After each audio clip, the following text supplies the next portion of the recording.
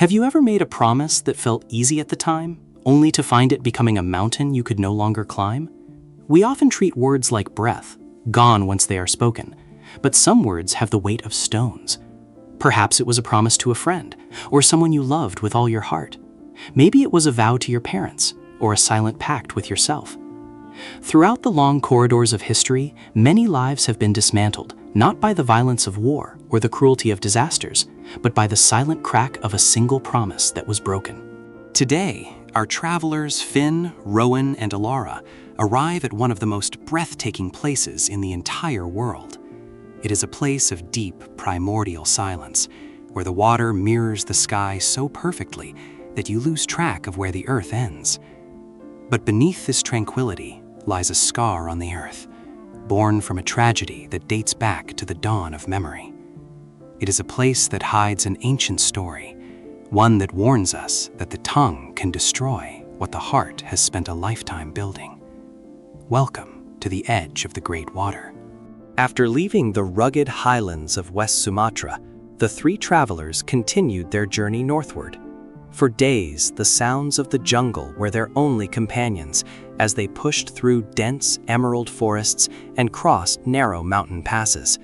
The air grew cooler, and the scent of pine and wet earth became more prominent. They walked in a rhythmic silence, each lost in their own thoughts, until the trees finally parted.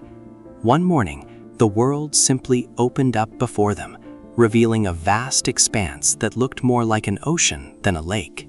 Finn stood speechless, his breath catching in his throat, as he looked at the water shimmering beneath the morning sun.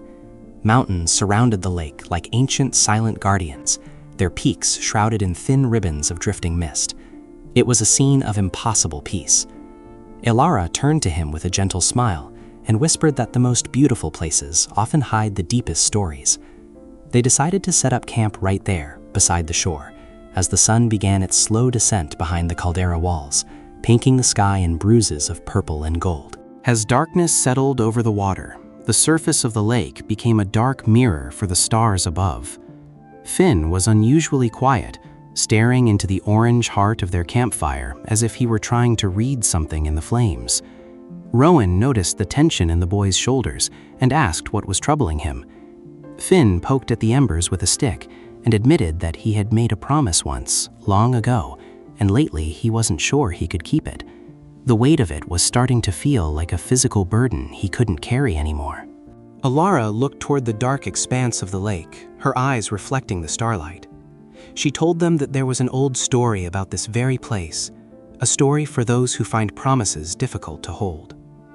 She began to speak of a time long ago when these mountains were different and a lonely fisherman lived alone by the shore. His life was defined by the rhythm of the tides and the weight of his nets. He was a man of simple needs, but deep inside he carried a hollow longing for something more than just survival. Each morning, the fisherman would set out before the sun had even kissed the peaks. He lived a life of isolation, returning each evening with only enough fish to sustain himself for another day. However, one afternoon, the water felt different, heavy and electric. He felt a powerful, sudden pull on his line, stronger than anything he had ever encountered in all his years. He struggled against the force, his muscles straining as he slowly dragged the mysterious catch toward the muddy shore, unaware that his life was about to be altered forever. When the fisherman finally hauled his catch onto the grass, he found a magnificent golden fish, its scales shimmering like precious coins. But as he reached out to touch it, the air shimmered with a strange light. Before his eyes, the fish began to transform, its scales softening into skin and its fins lengthening into limbs. Within moments, a beautiful woman stood before him, graceful and ethereal, unlike anyone he had ever seen. She had been trapped under a curse for years, and he had unknowingly been the one to set her free. The woman revealed that she was no ordinary human, and as gratitude turned into companionship, and companionship into love, the fisherman asked for her hand in marriage. She agreed, but she presented him with one absolute condition, a promise that seemed so simple at the time. She told him that no matter what happened in their future, He must never tell a soul about her true origin.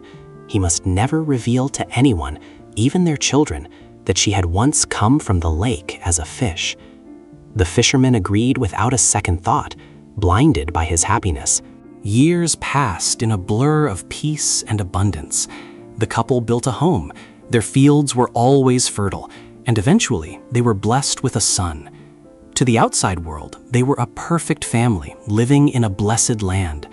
Laughter filled their home every evening, and the fisherman felt that his days of loneliness were a distant, fading dream. But as any wise soul knows, the greatest tests of our character don't come during the storms of life, but rather when the sun is shining and we grow complacent in our comfort.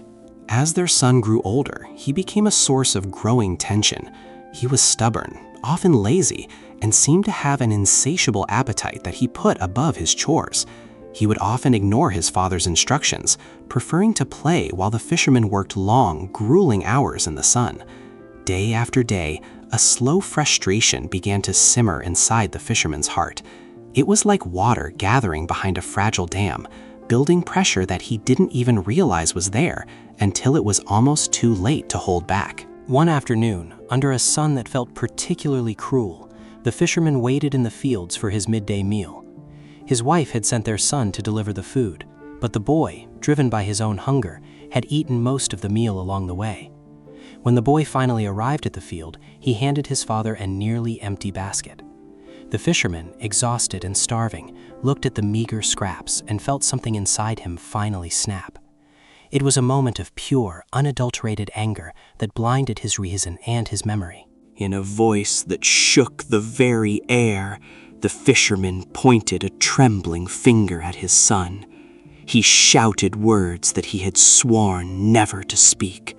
He called the boy a child of a fish, a curse that echoed across the valley and seemed to make the very leaves on the trees stop trembling.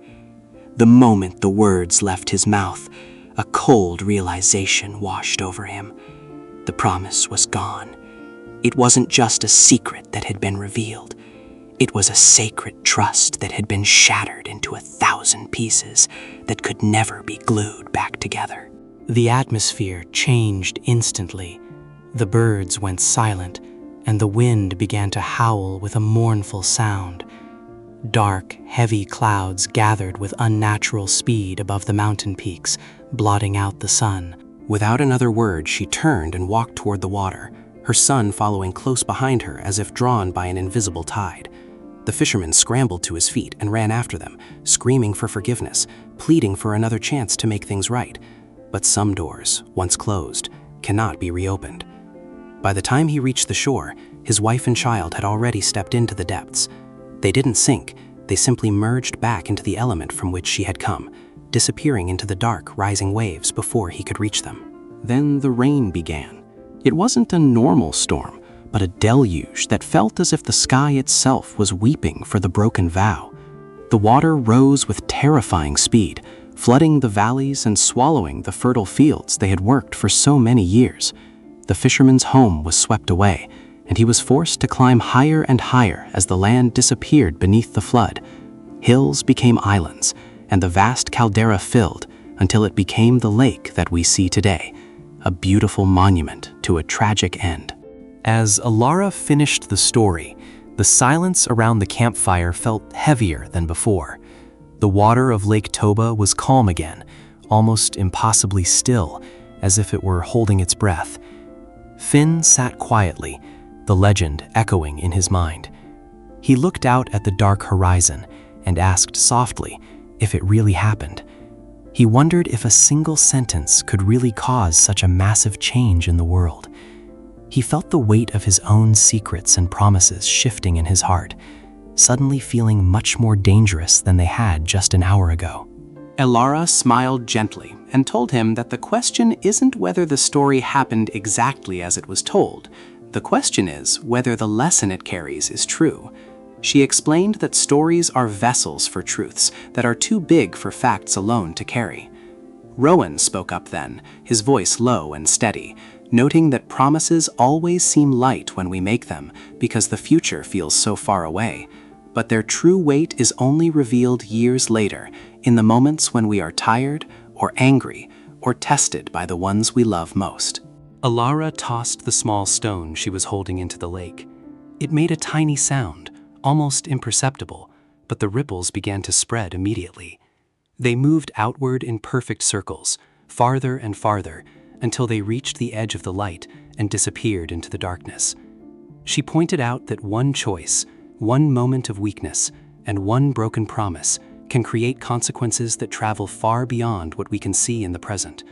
Once the stone is thrown, you can never call the ripples back to your hand. Finn watched the ripples slowly fade until the water was smooth once more. He understood then that the story was never really about a magical fish or an ancient curse. It was about the fragility of trust. Trust is like a mirror. Once it is cracked, you can still see a reflection, but the image is forever distorted. He thought about his own life and the promise he was struggling to keep. He realized that keeping a promise isn't just about the words you said, it's about the person you choose to be when things get difficult. The next morning, the sun rose over Lake Toba with a brilliance that seemed to wash the world clean.